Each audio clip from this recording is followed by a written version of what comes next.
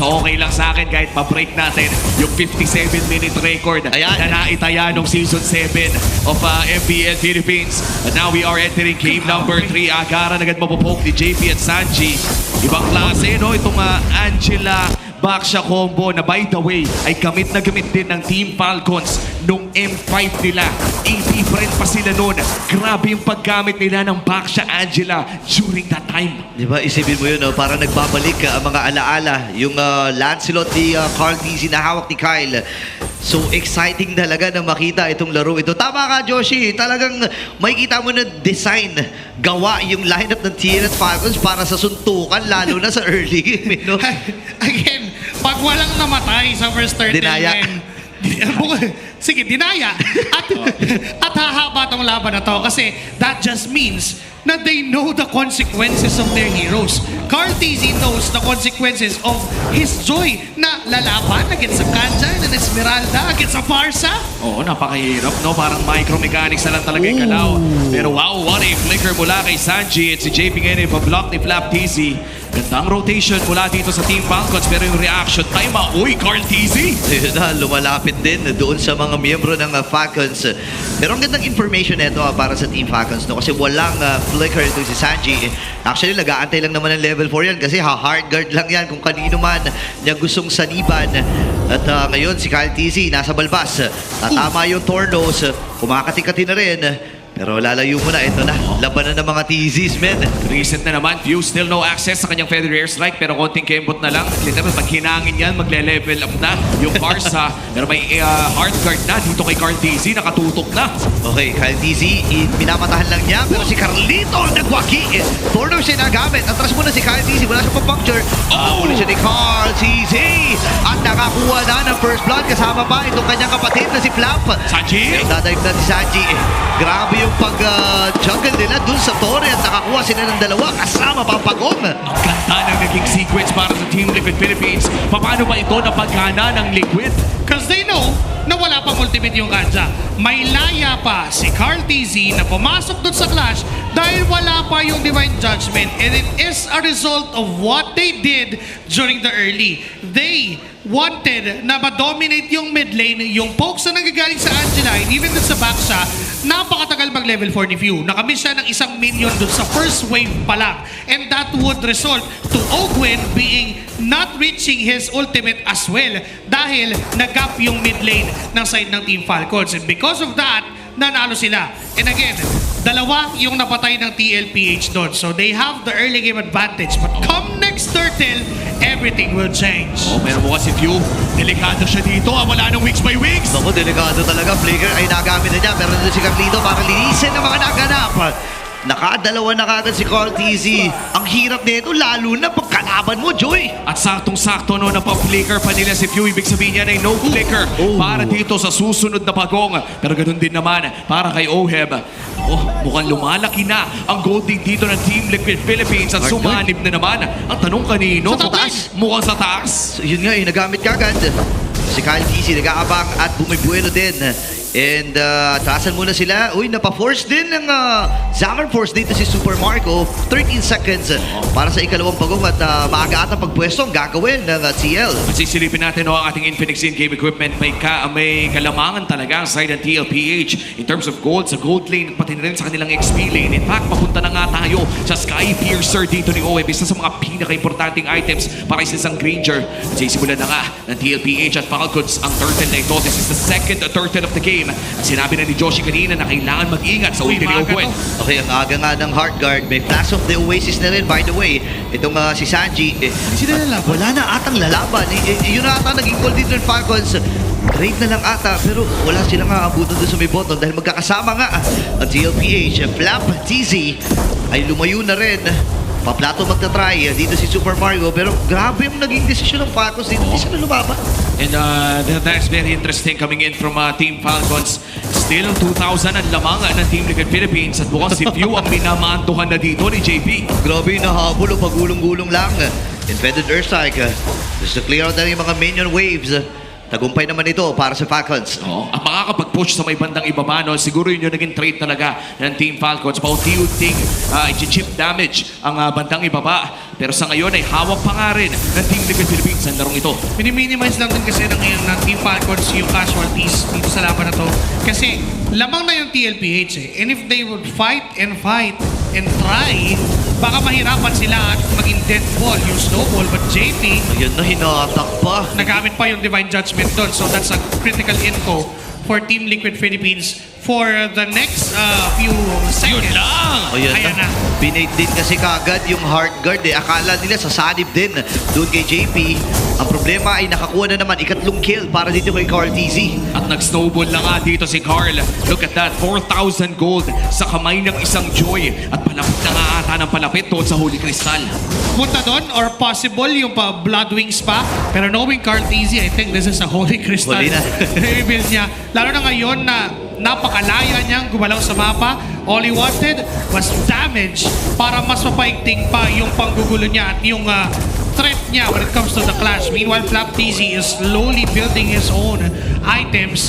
Kinakaya na niya na harasin itong si Sanford with that lapu-lapu. O, 10 seconds bago lumabas ang pinakahuling pagong ng larong ito. Magte-trade kaya ang side ng Falcons. Super Marco. Medyo delikado si Super Marco pero mukhang naamoy niyang nandoon si Carl TZ.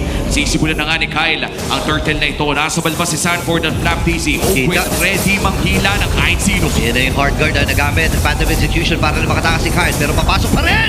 Pero nagtagumpay siya with the Tornus Retribution. Mula pa rin naman si Black TZ. Feather Earthside from View. Atrasan muna Marco? dito ang TLPH. Marco? Pero nagabang si Super Marco. Meron pa siyang Zaman Force. Wow! Bitawan na nga niya. Si Wow! JP ay magdidesisyon na. Si Super Macmac na i-burst ito. At makakakuha sila ng kill. At dahil dyan, mamimitigate ang lead ng Team Liquid Philippines mula 2,000 to almost just 1.5. Tsaka yung ginawa ni Marco, hintay niya na, wala na kasama yan, bigyan na yan. Nung nakita niya na nakalampas na ibang members ng TLPH, okay, it's go time. Bigyan natin si JP. And so far, they're putting up the nicest decisions ever dun sa mga laban na pinipili nila. Alam nila na kaya nilang patayin yung iba-burst down nila. The plan in mind for Team Falcons is just minimize those casualties. Super Marco, naramdaman niya na yung damage output ni Carl TZ. May nakaredy pang hard guard, hindi lang nila na-bait. Napakasakit na ni Carl TZ, man. Kahit sino nga sasagasaan niya, ay siguradong Ayan na. mamamatayan. Here we go. Flicker na gamit ni Super Marco. Oh my goodness! Parang isang segundo lang itinagal niya right after ng pagpasok doon May ng isa pa. TLPH. May next bata sila magiging biktima. Federation gamit ni Nicky Flicker as well. Wow! Ay na-commit. Namatay itong si Carl TZ. JP, buhay pa rin naman. Flicker na-force na rin si Sanji. Pero sabi ni Carl TZ, kailangan ko ipaghiganti yung tropa ko. Pero sabi niya, mamaya na, nagbago isip ko. Tama ba yung nakita natin doon? Sidestep. Barca with the Barca. flicker. Papasok, hindi palayo. He wanted to try and take yung yung mga minions na lang. Pero nag-decide sila, teka, pag-burst naman pala si Carl. Ito With Purify, nagamit na rin kagad ni Black TZ. Papasok start. din si Sanford. Natama ng landshake at Wow. nasalo niya yung buong Ay, famous wow. fighter. Kaya lang buhay pa rin talaga itong si Flap TZ. Grabe, ni-retry ni Kyle TZ para maligtas yung TZ brother niya.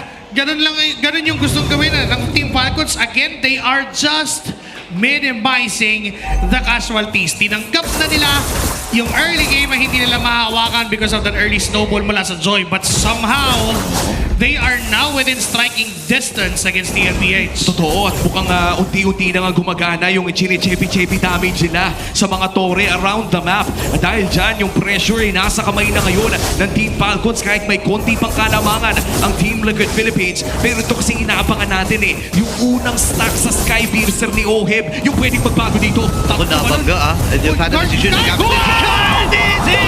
Ang nagwagi doon sa Lord. Okay na mamamatay. Napag-in Summer Force, Super Mario nakuha na kill. Pero naging siya rin naman na naging pagkapalit. Kailangan mo si Flap TZ. Tuloy-tuloy pa rin naman ang TLPH sa kanilang stampede. Ako po na solo lang. Nakapat ang miyembro dito ng Falcons o ng TLPH. Itong si Flap TZ na magiging stuck na rin ng Sky Piercer ni Oheb. At rekta malefic roar pa para kay Oheb. Nakuha man ng Team Falcons yung Lord. Mukhang maghihirapan silang gamitin ito. Team Liquid Philippines made it worth it na kahit pa makuha ng Team Falcons yung Lord na yun. Teka lang, masyadong matapang si Pio na humarap. Aray ko po! Sa pagitan ng mga bato ay tinawiran pa rin ni Carl TZ. Oh my goodness, crucial yung kill na yun ha. Pwede pala yun. Ganun pala. Abot naman pala nung range nung dash ng Joy. Yung kapal nung bato na yun. Oo. And again, sobrang tapang ni Pew na pumatay ng Carl TZ kahit pa may Angelang kasamang kasunod. Inagawan pa nga ito si Kyle TZ nung orange buff na burst down na rin yung Lord na bitbit ng Team Falcons at nakalabang pa ng dalawang team ng TFPH. Bumalik din lang yung pinaghirapan ng Team Falcons. Bumalik din lang sa kamay ng Team Liquid Philippines. At ngayon, mas masama pa dahil may Malefic Roar. Pati may isa pang Legion Sword. Oh, no. Dito si Oheb. Ito na yung power spike na inaantay ng cavalry. Inatay naman ng Team Falcons yung Holy Crystal mula doon sa harem. And that's one magic wand away in the recipe para doon sa Holy Crystal ni Super Marco. But it would take time. Kailangan pa niya ng oras kahit papano at si Flap TZ yung magiging magiging anchor doon. Kailangan ma-sustain ni Flap TZ yung early engagement mula sa TLPH. Mabait niya yung mga resources just like the Heart Guard and even the Tortoise Posans and another steal from Kyle TZ. Tignan mo yung ginagawa ni Carlo. Ready na ang makina. Ito na. Inaabangan eh. Okay, Heart Guard ay nagamit. Baited. Sabay atras dito ang Falcons. Antayin lang nila ma-expire yung Heart Guard na yan. Bumaba na si Sanji. Mahaba pa naman ito kung iisipin na halos isang minuto pa para doon sa malaking objective. Kaya nga naman naiisip din ang Team Falcons. Okay, sige, reset lang natin. Antay lang tayo ng way para makapitas. Oo, at hawak pa rin ang Team Liquid Philippines ang lamang. In fact, meron na ulit Heart Guard. Nahanap nila si Flam. Yun, no, ako pinagbabangga. Pero Falling Storm na ninagamit. Hindi naman siya nag-purify sa naging tagpo na iyon. So, available pa rin ito. And Ogwen, naghahanap na pa rin na magiging right target para doon sa kanyang Divine Judgment.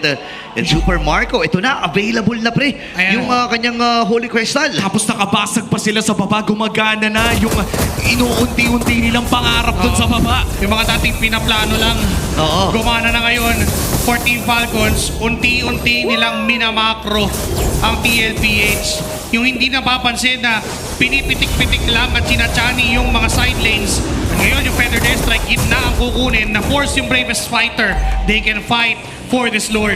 At mukhang sila pa nga magsosona dito, JP Cortese! Ayun na, sumalim na yung Heart Guard. Ibubursatan nila din si Black TZ para mga atakas. Na pag-examine force. At pagpunta si Kyle TZ dito. Ang baba na No. boy ni Carl. Tagumpay sa pag-burn ng mga skills. Dito ang TLPH na Team Falcons. Lapang Heart Guard dito si Sanji. Nag-aantay pa sila ng oportunidad. At reset muli. Uy, si Pew masyado at malalim. Wait lang! Pew ay nagamit yung kanyang flicker. Medyo nakakakabang at tagpo iyon ha. Napakalalim din ni Kyle TZ. Atras siya with that Phantom Execution. Man, marami mga ulti na nagamit. Oo, pero mukhang yung mid ay kailangan ng pagtuunan ng pansin ng Team Liquid Philippines. Flap TZ pumasok doon sa likod. Agharang may immortality. JP Cortese papasok naman. Si Kyle TZ, makmak, hinahanap niya. Pero makakapag-back naman with a Heart Guard at reset na naman para sa Lord na ito. Wala talagang gustong magbigay ng mas magandang pwesto. Sinatsacha ng matindi yung Lord. Bibitawan namin, sige hawakan nyo. And dahil nga mabilis lang naman ang cooldown ng Heart Guards, spammable yan enough for TLPH. Na kapag wala yun, takbo muna. Pag nandyan na, palag na. Paulit-ulit nilang pwedeng gawin yon but not in front of Flap TZ. Everything might change dahil pwede niyang i-absorb yung mga shields na yon. May Oracle na rin naman siya. Pero up na rin naman yung Black Eye Shield and some Sea Halberd para dito kay Oheb. So kahit paano ay reduced yung shield na nag-generate ng isang Esmeralda. But then again, we're looking at the macro scale of things. For Team Falcons, lamang pa nga ata yung bottom lane nila when it comes to that push. Dahil may, dahil may first turret pa na outer turret. Ay hindi, lamang sa slow push yung side dito ng TLPH. Oo, tsaka makakakuha ata sila ng mid no madedepensa na hindi na pala mukhang puputok na rin ang mid lane turret. At dahil dyan Team Falcons re-establishing ang kanilang pwesto sa Lord na ito. Hindi nila alam na si Cortese medyo malayo Burst kaya ba? naman iniisip nila kung ipuburst ba nila ito o hindi. Pero agad din naman makakabalik ang cavalry around this Lord area. Available na rin ang Heart Guard dito ng Angela. At mukhang base na naman, JP gumulog na. Ito na ang makina. Kita na ang nila isa. Hihilahin pa, JP! Ako delikado si JP. Napop yung kanyang immortality. Sanford, target lamang din si Pew. Buhay ba si JP? Hindi! Kasi Super Marco nakuha nun. Okay, kalate kanyang buhay. Kailangan matras. Ang baba na rin ang isang dito ni Carl Cortese. Tatawin rin ni Kyle TZ. Kaya si Ogen ay lumalayo na rin. May reset, may reset. Magiging aksyon. And reset ang magiging call. Round number 2. Bumibuelo pa ang DL. JP is out 20 seconds. May karapatang magangas ang Team Falcons dito. Pero kailangan din nilang i-address yung wave doon sa baba. Tatlong kariton Kapal niyan. yung nandun sa baba. So kailangan nilang i-burst yan. Nandiyan naman si Pion, si Ogwen. Laptz is still holding on to this Lord Carl. Sanford rather. Okay, 2v3 ang magaganap. Si Ohe may nakaantay na rin! And Kyle TZ with that red 3. Lalayo na magiging call dito ng Falcons. At hindi umabot si Cortese. Oo, at ipas lang, hindi na sila lumaban pagkatapos doon. Available ang flicker ng lahat ng kupunan ng Team Falcons. At naghahanap sila ng potential na turnaround kill. Pero mukhang mamaya pa nila ikakakasayan dahil may upcoming Lord Siege pa for Team Falcons. At biglang nag-work. Yung kanina pang ginagawa ng Team Falcons with them pressuring the side lanes even before that Lord objective. Nagamit pa nila to the extent na ngayon wala na outer thirds sa baba and even sa gitna they can possibly win manage these minions ng mas mabilis, but Cortese is looking at Kyle. You are the heir and I am the original bearer. Okay, pero hinatak na ni Owen na kaya ba? Tornos ay hindi naging sapat para makaligtas. Si Pio magiging next. Dalawang hits lamang siya dito ni Cortese. Double na, nakuha niya. Napag-isakan force na parang Sanji. Flicker na force na rin. Si Cortese ay lalayo. Pero sabi niya, sige, parang kaya ko ata i-burst ito si Owen. Gugulong-gulong si JP. At yung reinforcement mula dito sa TLPH. Kompleto pang 5 ang buhay dito sa TL. Si Laptz sasalubungin na rin si JP. Ano to, Kaya naman ay papasok muli ito si Cortese. Sabi niya, inantay ko lang talaga yung cooldown ng hard guard ni Sanji. May pag-agaw pa siya na gagawin dito. Napakakatina ni Carlito. Wait lang. Okay. Naghahanap. Abot na ba? Abot na ba? Oh my goodness! Wow! Flicker na gamit. Abutan din. Marco! Oh my gosh! Saved by the Heart Guard! Buhay si Carlito! If not for that hard guard, that Wow. might be a kill. Oh my G! Lahat na ibinigay dito ni Super Marco. Even committing yung kanyang flicker para lang maabot nung isang hampasan nung kanyang chrono dash. Grabe si Sanji!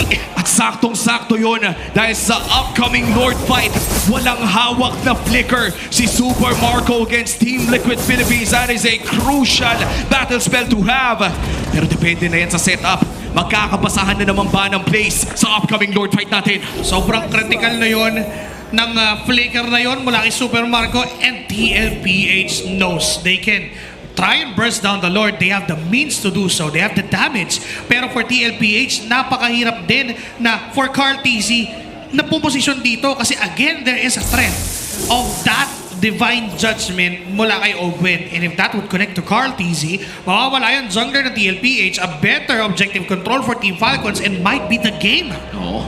This is Evolved Lord already. Kung sino mang makakuha nito, most likely maililista mo na sa kanila ang larong ito. Again, upper bracket ang pinaglalaban ng Team Liquid Philippines. Para sa Team Falcons naman, tournament life ang kanilang tinitignan sa paparating na Lord fight na ito. Sa 7 linggong nahirapan ang Team Falcons, ang ilaw ng playoffs ay kumakatok na sa kanila. Pero ang nakaharang ay dumadagungdong na MSC Champions, Team Liquid Philippines, defending MPL champions na mukhang ready ng kumontest sa upcoming Lord fight na ito.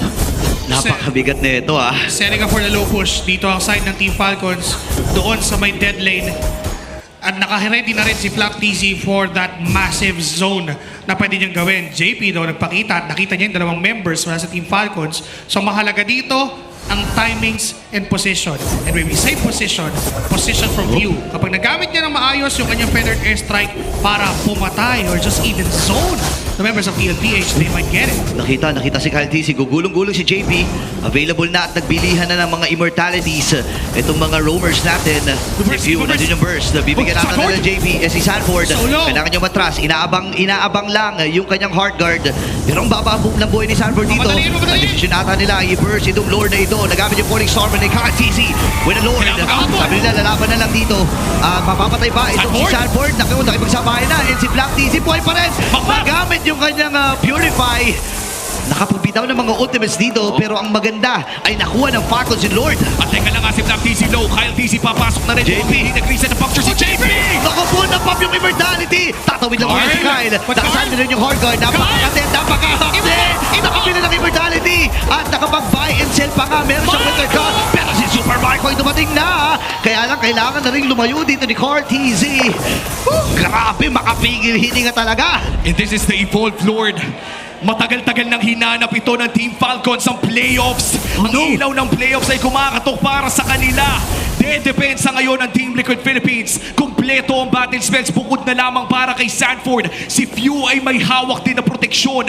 Niluluto na nila ang mga wave dito. May wave sa gitna, may wave din sa taas. Pero ang ganda din ng depensa para sa Team Liquid Philippines. Isang decisive na play ang hinihingi ng buong Falcons Nest para sa push na ito. Crucial yung ultimate ni Ogwen. Are they gonna use it for initiation or just to react? JP on the backline. Susubukan nilang i-spot kung nasa ang pwesto ng Team Falcons. Okay, gugulong-gulong na rin dito si JP. Burstable to. Naku, burstable nga talaga. Hindi na ata gagamitin yung Hurricane. Hindi ginamit! Pero walang immortality dito si JP! And Kyle TZ win a kill.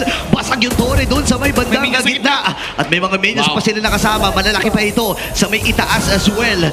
May kasama pa sila. Beautiful defense mula dito sa Team Liquid Philippines. Kitang-kita mo kanilang experience. Champions for a reason. Gold for a reason. Carl and TZ. Papasok sila! Inahatak pa si Sanford! Tatlo na lang ang natitira para sa TLPH. Kyle Pinili yung mga wave. At dito si Kyle TZ. Kaya na